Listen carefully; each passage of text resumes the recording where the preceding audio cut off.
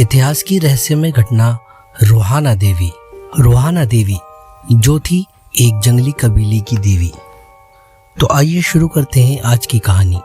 अगर आप मेरे चैनल पर नए हैं तो प्लीज़ चैनल को सब्सक्राइब, वीडियो को लाइक और शेयर करके हमें मोटिवेट करें ताकि हम आपके लिए ऐसी ही वीडियो लेकर आते रहें। ये घटना कहानियों में पढ़ी गई तिलिस्मी जैसी लगती है, लेकिन पूर्ण रूप से सत्य है। अफ्रीका महाद्वीप में कांगो नामक एक देश है। युद्ध के बाद मित्र राष्ट्रों के सहारे कांगो को बेल्जियम से आज़ादी प्राप्त हुई, किंतु खोजे हुए गोरों ने वहां कंटागा नामक प्रांत को अलग करके गृह युद्ध की स्थिति पैदा कर दी, जहां वहां के मौजूदा प्रधानमंत्री पैट्रिक लुम्बान संयुक्त राष्ट्र संघ से महासचिव डॉग हैमरशोल्ड को भी अपने प्राण गंवाने पड़े। गृह युद्ध को रोकने के लिए संयुक्त राष्ट्र संघ ने अपनी सेवाएं और एक प्रतिनिधि मंडल भेजा। प्रतिनिधि मंडल के नेता थे कैप्टन लेनस बोहेमन। लेनस को अपनी यात्रा के दौरान कांगो के घने और भयानक जंगलों के बीच से गुजरना पड़ा। संयोगवश एक स्थान पर वे बेकाटू लोगों के नरभक्षी कबीले की चपेट में आ गए। नेलस का अपहरण करके उन्हें उस स्थान पर पहुंचा दिया गया जहां बाकुटू कबीले के लोग नरबलि चढ़ाने के लिए उत्सव मनाया करते थे। 50 बकुटू लोग उन्हें घेर कर खड़े थे। वो लोग शराब के नशे में मदहोश होकर झूमने लगे। नेल्सन को अनुमान लग गया कि अब उनका अंत करीब है, अब वो काल के गाल में जाने वाले हैं।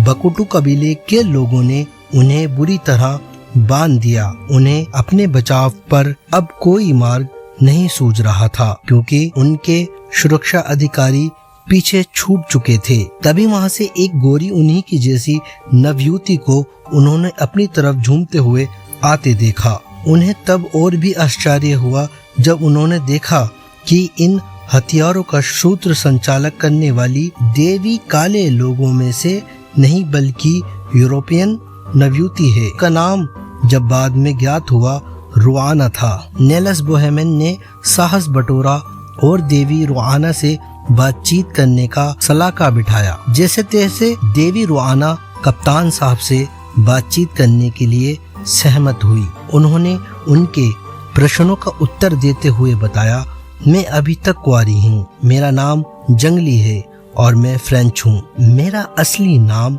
जानेटी रेफेवे है। उन्होंने आगे बताया, जब मैं लगभग 14 साल की थी तब मैं अपने माता पिता के साथ कांगो की शहर के लिए आई थी। हम सभी लोग एक नाव में बैठे हुए थे। कांगो नदी के सर के दौरान उलट जाने से माता पिता दोनों ही नदी में डूब गए और मैं बेहोश अवस्था में नदी की तट पर पड़ी मिली। संयोगवश अनेक काले सांप मेरे शरीर पर लिपटे हुए थे। तभी वहां पर बटुको कबीले के लोग आ पहुंचे। मेरे सांपों से लिपटे होने तथा मेरे गौरवर्ण और साहसी समझ जाने के कारण उन्होंने मुझे अपनी देवी मान लिया। सांपों को इन लोगों ने अपने तरीके से मेरे शरीर से अलग किया। मैं बच गई और इस कबीले की गरिमा युक्त देवी बन गई। मैं इन लोगों की देवी तो बन गई, किंतु मुझे अपनी इच्छा विरुद्ध इन्हीं की रीति रिवाज अपनाने पड़े, क्योंकि जान बचाने का और कोई तरीका मुझे नजर नहीं आया। मैं भाग भी नहीं सकती थी। युक्त अपने भागने के काफी प्रयत्न कर चुकी थी। शुरू में तो इन लोगों के कृत्यों से मुझे काफी घबराहट होती थी, किंतु वातावरण को समझकर मैं नरबलि को अभ्यासत हो गई और अब तो जब मेरे सामने कोई नरबलि के लिए लाया जाता है तो मुझे बड़ा ही आनंद आता है। ये मैं अच्छी तरह जानती हूँ कि मनुष्यों का जीवन बेहद कीमती होता है, किंतु अब मैं उसे टाल नहीं सकती। मुझे नरबलि प्रथा एक दिल खुश करने वाली और मनोरंजक के पूर्ण कार्य लगती है। अब मैं कहीं भी नहीं जाना चाहती। मुझे अपनी इस स्थिति में रहने में कोई घबराहट नहीं होती। साथ ही मैं नरबलि का अभ्यास हो चुकी हूँ। कैप्टन बोहेमन को देवी रुआना की बातों से बड़ा आश्चर्य हुआ। उन्हें ऐसा लगा कि शायद देवी रुआना उन्हें सभ्य गौरवर्ण का होने तथा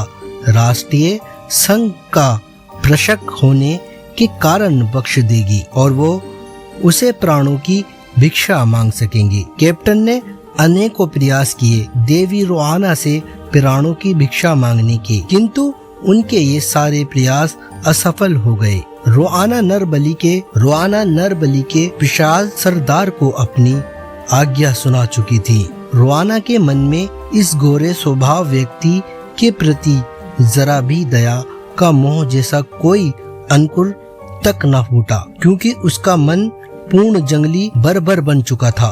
कप्तान ने मृत्यु से छुटकारा पाने के लिए अपना अंतिम प्रयास किया और वह किसी प्रकार अपनी पिस्तौल संभालने में सफल हो गए। उन्होंने रुआना की ओर अपनी पिस्तौल से गोली चलाई और उसे मार डाला। वहाँ के लोगों में हलचल मच गई और वो भाग खड़े हुए।